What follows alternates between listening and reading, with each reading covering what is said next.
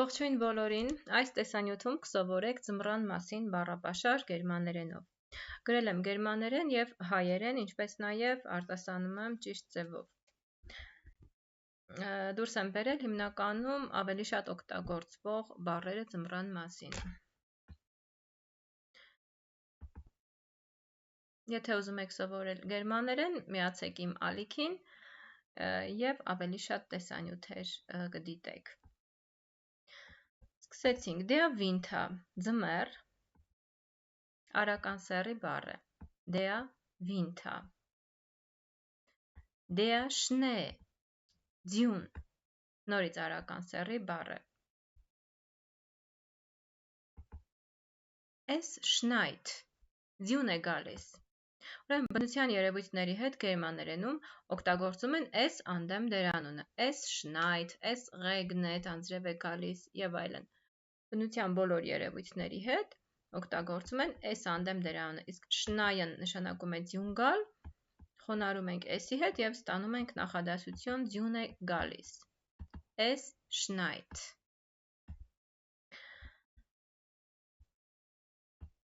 Հաջորդը,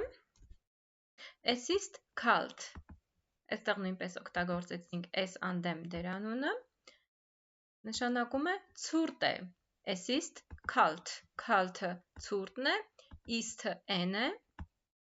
գերմաներենում օժանդակ բայը դնում ենք երկրորդ տեղում, հայերենում ասում ենք ցուրտ է, իսկ իրենք ասում են սկզբից n սկզբից են ասում, հետո նոր ցուրտ, es ist kalt, ցուրտ է, es ist neblig, մառախուղ է, էլի բնության երևույթ է, ուրեմն neblig մառախուղ է, օգտագործեցինք es անդամ դերանունով։ Der Schneemann, ձնեմարդ, Schneen ձյունն է, Mann-ը մարդն է, տղամարդն է, գերմաներենում շատ հեշտ է կազմել բարդ բառերը, այսինքն մի քանի բառ կարող ենք միացնել և ստանալ մեկ բարդ բառ։ Եվ նույնիսկ գերմաներենում կան շատ երկար բառեր, շատ երկար գոյականներ, որոնք ստացել են, ասենք, 5-6-7 գոյականներ իրար միացնելուց, տվյալ դեպքում ընդամենը Schneemann, ձնեմարդ։ Schneeball, der Schneeball, ձնագնդիկ, Schneen ձյունն է, ինչպես վերևում սովորեցինք, Ball-ը գնդակն է, միացնում ենք իրար, դառնում է ձնագնդիկ Schneeball։ Das Eis, սառույց,